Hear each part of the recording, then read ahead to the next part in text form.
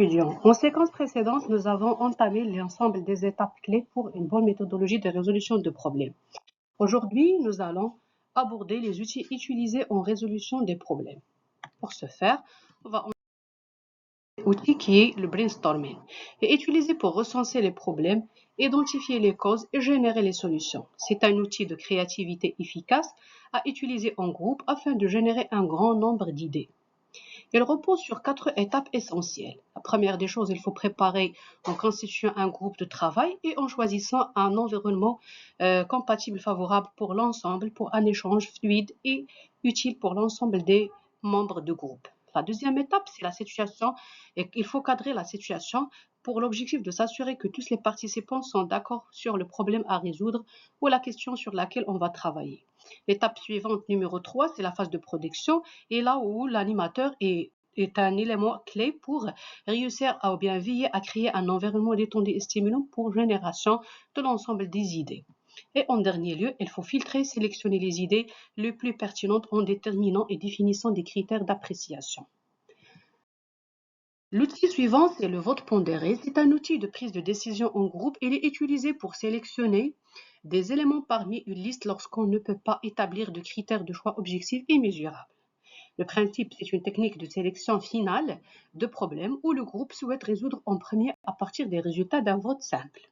Le vote est utilisé en faisant un brainstorming bien avant, à la fin d'un atelier de travail, pour classer les meilleures idées émises par les participants, sélectionner les causes d'un problème à traiter en priorité, choisir les solutions les plus adaptées et définir les actions ou tâches prioritaires.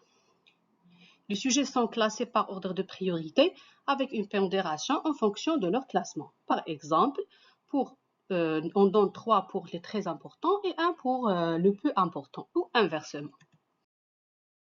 L'outil suivant, c'est l'analyse multicritère. C'est une analyse qui repose sur l'évaluation de chaque option positionnée en ligne dans un tableau à partir de critères prédéfinis placés en colonne et pondérés selon leur importance dans le choix final.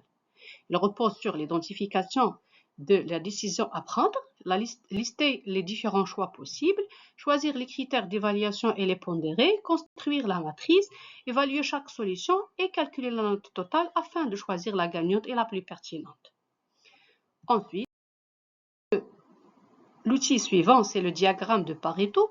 C'est un graphique faisant apparaître les causes les plus importantes qui sont à l'origine du plus grand nombre d'effets, sachant que 20% des causes sont à l'origine de 80% des conséquences. Le diagramme de Pareto repose sur un ensemble des étapes pour l'utiliser.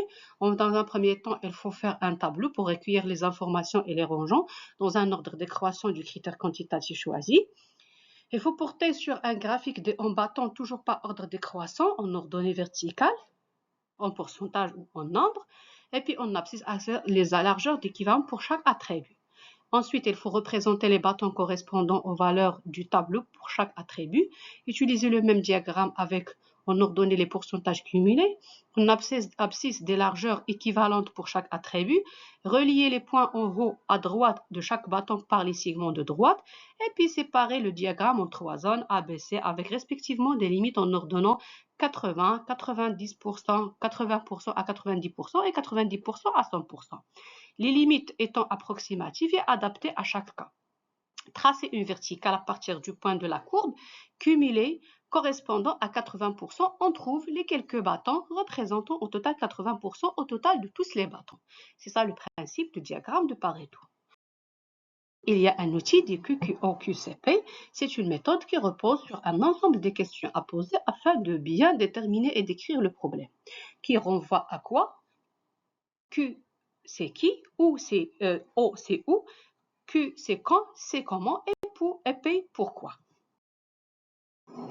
Ensuite, il y a un diagramme d'Ishikawa qui a pour but de déterminer et utiliser pour identifier les causes d'un problème. Elle repose sur des M qui sont des méthodes, milieu, main-d'œuvre, mesure, matière première et machine. Il y a un autre outil qui est les 5 pourquoi, qui a pour but, après avoir déterminé via le diagramme Ishikawa les causes potentielles, 5 pourquoi ayant pour objectif de déterminer les causes racines.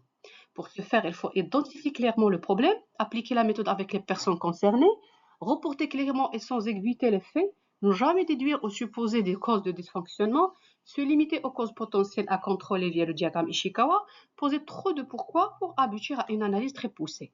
Et puis communiquer et utiliser les résultats et préparer les plans d'action. C'est l'analyse 5 pourquoi en posant 5 questions pour aboutir à la cause racine. En dernier lieu, il y a la méthodologie 8D ou bien la méthode ou bien la démarche 8D qui repose sur 8 étapes essentielles, à savoir l'initialisation de la démarche, la description du problème, la définition des actions immédiates, la détermination des causes racines, le plan d'action corrective, et puis le déploiement et la validation des actions correctives et la détermination des actions préventives permettant d'éviter toute récidive.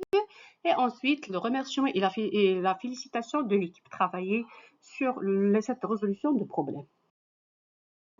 La première étape, c'est l'initialisation de la démarche en constituant un groupe de travail, désignation de l'animateur du groupe, présentation de la méthodologie. La deuxième étape, c'est la description du problème. Tout en faisant une bonne description du problème, doit être le plus exhaustif possible pour favoriser une analyse constructive. Et puis, il faut définir les actions immédiates dans le but d'aller vers les actions curatives. Il y a la détermination des causes racines de problèmes tout en se focalisant sur l'outil 5 pourquoi. Ensuite, il faut déterminer les actions correctives via un plan d'action à faire suivre, déployer, valider dans le but de prévention qui permettent d'éviter toute occurrence éventuelle. En dernier lieu, il faut valider l'efficacité des actions prédéterminées tout en félicitant l'équipe pour leur travail et pour leur collaboration. Donc, c'est une méthode qui généralise l'ensemble des outils à prendre en compte pour avoir une bonne résolution de problèmes. Notre présentation touche à sa fin et je vous remercie et à la prochaine.